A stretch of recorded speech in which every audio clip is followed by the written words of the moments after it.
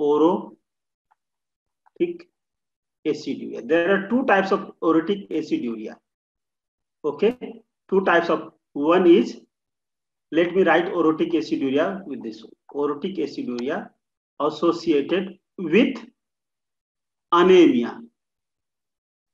Okay, second type of orotic aciduria associated with ammonia. Did you get that? Yes, sir. So this orotic aciduria you have already studied in urea cycle. What is this defect associated with which enzyme deficiency? OTC. OTC. So OTC deficiency will have orotic aciduria with what? Ammonia. And there is other type of orotic aciduria where you will find anemia. Which type of anemia? Megaloblastic anemia. Megaloblastic anemia. So we have already done this second type of anemia. We will talk about this. How does this cause megaloblastic anemia? How is it, or how is this orotic aciduria associated with megaloblastic anemia? This is because of deficiency of enzyme called UMPS, means uridine monophosphate synthase. So let's see. Let's say this. So this orotic aciduria with anemia, it is because of deficiency of UMPS. I have already told you the urea cycle, first step of urea cycle is glutamine. So sorry, pyrimidine synthesis, glutamine plus CO2, and this is done by CPS2, and this happens inside cytosol, and this form carbamoyl phosphate. This forms carbamoyl phosphate. This is carbamoyl. So this is NH2 and phosphate, carbamoyl phosphate. This carbamoyl phosphate will react with aspartate. And this aspartate will form what? It will form carbamoyl aspartate. And what is the enzyme? ATC, aspartate transcarbamylase. So this is carbamoyl aspartate. Now this is aspartate, and this carbamoyl aspartate will convert into orotate, dihydroorotate. So dihydroorotate. So enzyme here comes is dihydroorotate.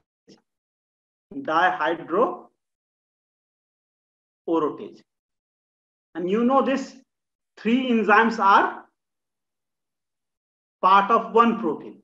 Now this dihydroorotate will be oxidized in intermitochondrial membrane space, and the enzyme is called DHO, dihydroorotate dehydrogenase, DH. So dihydroorotate dehydrogenase. This enzyme is present in inner mitochondrial membrane and transfer electron direct to coenzyme Q. Coenzyme QH. So this will convert dihydroorotate into orotate. Now here comes the enzyme deficiency that will cause the synthesis of transfer of orotic acid to a foundation, PRT. So here PRPP comes, and this PRPP, through this there is release of phosphate will be there. On this PRPP, orotic acid is transferred, and this becomes OMP, and this is done by OPRT enzyme. And this, and then second, after that OMP will be decarboxylated. So this is called OMP decarboxylase. Just remember the enzyme. And then this will convert into UMP. Now let's see, any of either this enzyme is deficient, what will happen? Orotic monoorotate monophosphate will accumulate, or this enzyme is accumulated, then also there will be accumulation of this.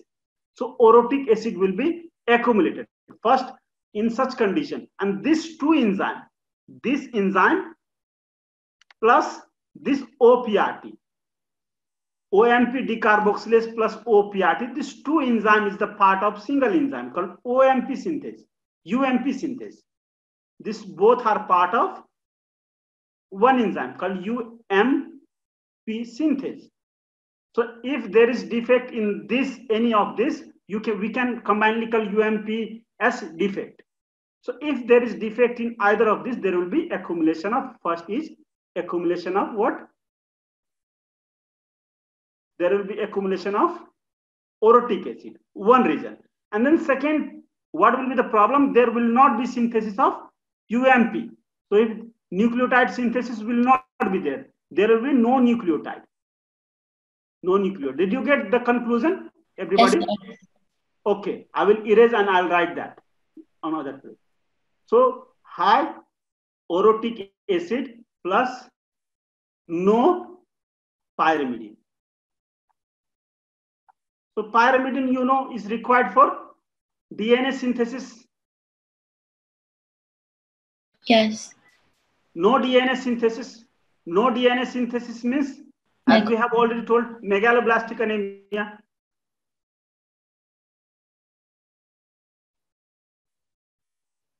Did you understand this? Yes, sir. Divya? Divya? Yes, sir. So this is called orotic aciduria associated with anemia. And this type of anemia is resistant to folate or vitamin B12. So vitamin B12 and folate will not cure the anemia. But the other type of anemia where you see the deficiency will be in thymidylate, thymidylate synthase. There will be problem in actually the deficiency of folate in thymidylate synthase. If you give high folates, that problem can be cured. But this megaloblastic anemia is because of deficiency of UMPS. And this UMPS has two enzymes, remember, OPRT and what? OMP decarboxylase. Did you get this whole concept? Yes, sir. So why I have written this? Because I cannot show you the question, but I can upload this part so that you will have concept of this also. Okay? Did you understand this orotic aciduria? Yes, sir. Okay. I will now move to other second question. Let's see. So is there any confusion in this question? Right? No, sir. No. See, I'll tell you one thing. There are two disorders, congenital, mainly two congenital disorders. We talk about two congenital disorders. Two congenital disorders. There are other also, but we will talk in biochemistry, we will talk about two. There are Down syndrome also have uric acid, but Down syndrome can have, sometimes it cannot have that much. Uric acid is there, but it is not that high. It can be there. Sometimes it you will not find that significant uric. But there is consistent finding of these two conditions. One is Vaughan-Gaerke disease. Vaughan-Gaerke disease. And second disease is what? Lesch-Nyhan syndrome. Lesch-Nyhan syndrome. So if these two disease have, these two disorder have high hyperuricemia, very high uric acid, hyperuricemia. And the cause for both hyperuricemia in one word is what? High HGPR, high PRPP. High PRPP. Cause in both conditions is high PRPP, because what will happen is in Lesch-Nyhan syndrome, so PRPP is there, but this PRPP cannot be converted into nucleotide. because of deficiency of HGPRT. And that is why this PRTT will be high. And here, and this PRPP is activator of feed forward a stimulator of which enzyme?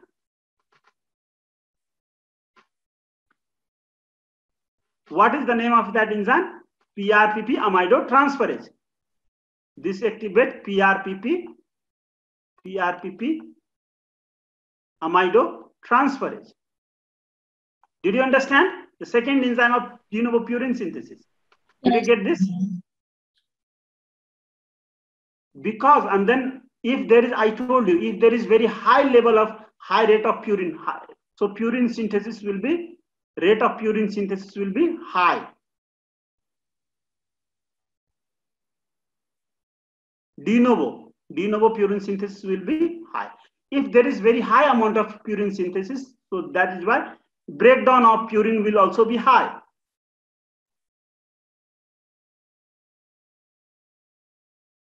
Of purine. So breakdown of product of purine is what? Uric acid. Did you get that? Everybody? Yes, sir. Yes, sir. And Von-Guerke disease, we will talk about Von-Guerke disease. Von-Guerke disease, what happens is glucose 6-phosphatase deficient. Is deficient. So this is the disorder of liver. So what will happen in liver? What will happen in liver? So there will be very high amount of glucose 6-phosphate. So this glucose 6-phosphate will go into glycolysis. Glycolysis happens for this glycolysis. And then I have already explained in MD1 only, this glucose 6-phosphate can also join pentose phosphate pathway. And this pentose phosphate pathway will produce what? Ribose 5-phosphate. And ribose 5-phosphate PRPP will be synthesized, PRPP. So high PRPP here also. So this high PRPP is the cause for the same way as I have described. It is also caused, and it also causes high uric acid. Did you get this? So Secondary is acquired. Yeah, primary is generally enzyme problem. Enzyme problem. Why I am writing enzyme problem? Sometimes some enzymes have low activity and some enzymes have high activity. So as you have seen in Lesch-Nyhan syndrome also, low activity of enzyme can cause hyperuricemia. But in certain condition, high activity. For example, enzymes, if there is high activity of enzyme that synthesize purine synthesis. For example, the high activity of enzyme PRPP synthetase. So we actually don't talk much about this, and generally the many people have this primary hyperuricemia. They have actually high activity of these two enzymes, PRPP synthetase, and high activity of the second enzyme, PRPP amidotransferase. So these enzymes, when activity of these enzymes are high, then also hyperuricemia will happen. And we have already done primary hyperuricemia, two very important conditions of primary hyperuricemia, Von-Guerke and Lesch-Nyhan syndrome. So these are the primary hyperuricemia. Uric acid is associated with, it is integral part of that disorder. It is integral. It is not because of secondary effect of progression of disease. It is not because of that. It is inherently associated with this disorder. Consistently, this hyperuricemia is present with such disorder, consistent. But secondary hyperuricemia, sometimes it may not be consistent. And see this, I'll tell you. So preeclampsia, high uric acid in preeclampsia is very important. You will see high uric, this is secondary cause of high hyperuric because of that damage of that placental part of uterus because of high blood pressure in mother. carrying baby. So that is why this is very important finding in preeclampsia. Actually, this determines the prognosis also. So this is very important test in gynecological patients. So remember this uric acid, high uric acid also actually show the prognosis of this preeclampsia, severity of preeclampsia. Remember, this is a very important fact. Now, obesity is, because obesity, high insulin is there, and that is why it is also related. Cancer, malignancy because of death of cell, and DNA, RNA, death of DNA, catabolism of DNA, RNA will produce secondary hyperuricemia. So remember these conditions I have already shared you. So you know this. So ADA deficiency. What does this? If there is, what is ADA means? Adenosine deaminase. So this adenosine deaminase, ADA, is very important enzyme. So what is the function of this ADA? So this enzyme actually, what does it do? This is pentose sugar, and this is, I'll say this is, I'll write it. This is adenine. This is adenine. This amino group is present at adenine, especially deoxyadenine. OH is there. This is, remember, deoxyadenine. O is not present at the second group. So this is phosphate. So this is a nucleotide, deoxyadenine. So deoxyadenine will be converted into this. This enzyme ADA will remove this amino group. This converts this DAMP into DIMP. You know this hypoxanthine, this will convert into hypoxanthine. You know this? Do you remember this hypoxanthine? This is a hypoxanthine. So I am writing this whole as R. Can you see this is hypoxanthine? Hypoxanthine attached with this pentose sugar phosphate is called IMP. The first stage of synthesis of nucleotide, IMP is synthesized. Do you remember this? Yes, sir. So what will happen? This will convert into this, and this will be further catabolized to uric acid. Ultimately, uric acid. Pentose sugar will be recycled, but this adenine hypoxanthine will be catabolized to uric acid. But what will happen is, if this enzyme is deficient, what will happen? There will be high amount of DAMP, deoxin, DADP, just see DADP or DAMP. So deoxyadenosine diphosphate will be very high in the inside cell. So what is the result of this high amount of deoxyribonucleotide? So I will tell you what is the role of. If there is very high, we will have to talk about one enzyme, one very peculiar type of enzyme. Enzyme name is called RNR, ribonucleotide reductase. This enzyme, what is the function of this enzyme? This enzyme convert ADP into deoxy-ADP. Okay, and this enzyme is activated by this ADP and ATP. Activate this enzyme, and this enzyme is inhibited by this. Did you get that? Yes, sir. This is general regulation.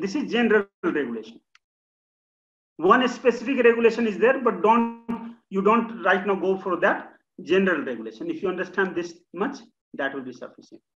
So ADP will stimulate this reaction, and DADP will inhibit. So we have seen very high amount of DADP, haven't we? Yes. So what will happen? This enzyme will be inhibited. RNR will be secondarily because of deficiency of, if ADA is deficient, ultimately this ADA will cause accumulation of this, and this will cause inhibition of ribonucleotide reductase. And this ribonucleotide reductase, if it is inhibited, what will happen? DNA synthesis will be affected or not? Yes. There is no DNA synthesis. DNA synthesis will be affected. If DNA synthesis is affected, you know, immune cells are T cell, B cells. Both cells divide. Division require this DNA synthesis. And this in SCID. Why the name SCID is called severe? This is very severe type of B cell. Combined means both B cell and T cell are affected. Immunodeficiency. And that is why immunodeficiency. And this immunodeficiency happens because of limitation in DNA synthesis. So did you understand the pathogenesis, everybody? Yes. Of ADA? This is very important. Actually, I have given you one line question, but they ask a big question from this concept. So everybody understood? Yes. Okay. Domilola?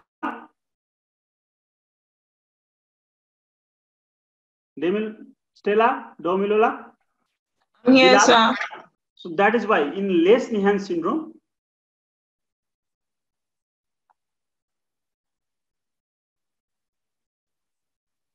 what happens is, you already know, HGPRT. HGPRT is deficient. This converts PRPP. Actually, this enzyme transfers guanine and hypoxanthine to this. And this is how it will convert. It will make a GMP from salvage pathway. And this is only present in this pathway, is only pathway that is present in brain. If there is no this, so there will be deficiency of this GAMP, and GAMP will be deficient. And hypoxanthine, that is why if hypoxanthine is not loaded, some way adeno AMP will also be affected. In such condition, what will happen? Development of brain will be affected. Development of brain will be affected because of lack of problem in DNA synthesis. So there will be problem in DNA synthesis. Very slow DNA synthesis will happen. That is why there will be problem of DNA, RNA both synthesis. You know, RNA synthesis is required for synthesis of protein. So both, if there is problem in both, there will be demyelination around like brain, and there will be lack of development of brain. And especially basal ganglia is involved. You'll see other part is also involved, basal ganglia involvement. So basal ganglia is involved, what will happen in this caudate nucleus is upper part of basal ganglia, if it is involved, what will happen is, so this chorea type of movement. So movement will be chorea type of movement. And such patients will also have low pain sensitivity, low pain sensation. So if you, I'll ask you, if you had a pain in your hair, would you cut your hair?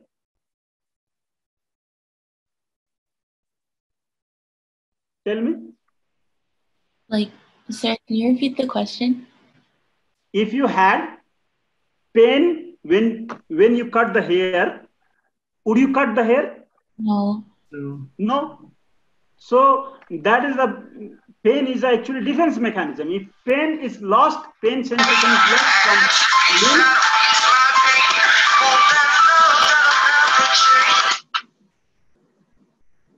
If pain sensation is muted. If pain sensation is lost in your hands or limbs, what will happen? The baby will bite hands also. So that is why this type of mutilation you will see.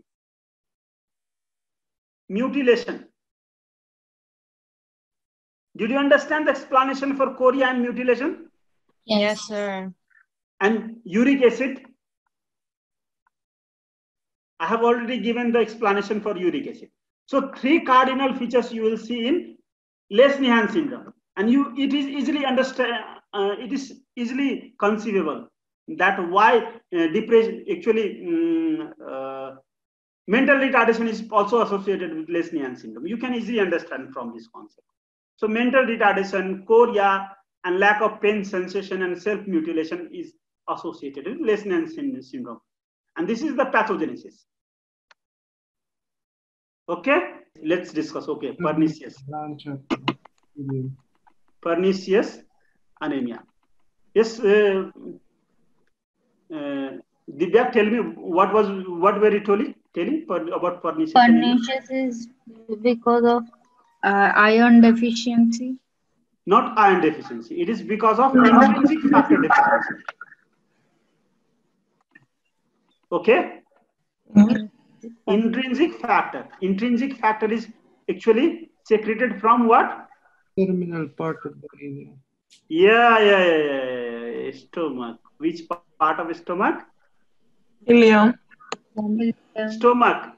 This upper part of stomach. Fundus. Intrinsic factor. This intrinsic factor binds B12, protects B12 from digestion into. No, actually, there are some other protein will bind, but ultimately in ileum it will bind. Here in duodenum, this intrinsic factor come here, and intrinsic factor will bind with B12, and it is intrinsic factor is required for absorption. There is one receptor, and that will bind intrinsic factor here. For an intrinsic factor bound vitamin B12, and then it will be absorbed. Did you get that? Yes, sir. If there is deficiency in intrinsic factor, generally it is because of immunological cause. Okay. So immune damage of parietal cell will cause the deficiency of parietal cell, and with HCl and this intrinsic factor is secreted by same cell, parietal cell or oxyntic cell, and this deficiency of this intrinsic factor is responsible for pernicious anemia. Ultimately, what will happen? There will be deficiency of vitamin B12, and this pernicious anemia is associated with one. There will be megaloblastic anemia. Okay. Second, along with megaloblastic anemia. So don't make such noise come. Okay. Megaloblastic anemia, one intrinsic factor. Then the second is you have neuropathy. The patient will have neuropathy, very important. Intrinsic vitamin B12, this is called pernicious anemia. And third, there will be atrophy of gastroesophageal mucosa. Atrophy of mucosa. These three features in pernicious anemia. Mucosa. So megaloblastic anemia plus neuropathy, M plus N, in pernicious anemia, which is not there in orotic aciduria. Neuropathy actually will actually such type of will not be there, and it will not be. Most important thing is that in orotic aciduria, it will not be corrected by. It will it will not be corrected by B12 or folate. What is the treatment of orotic aciduria with anemia? Treatment is give a nucleoside of uridine. Okay, uridine nucleoside.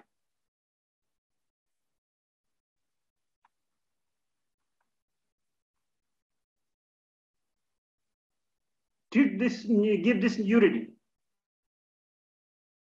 Okay, this nucleoside of uridine. This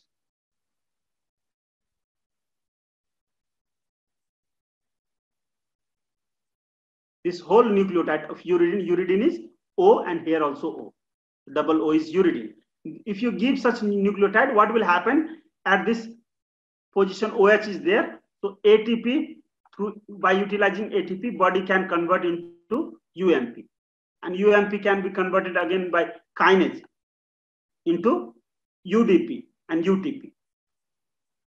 And from this, everything will be synthesized. Did you get that? Yes, sir. So your treatment of choice is so what do we call uridine nucleoside? I hear this pernicious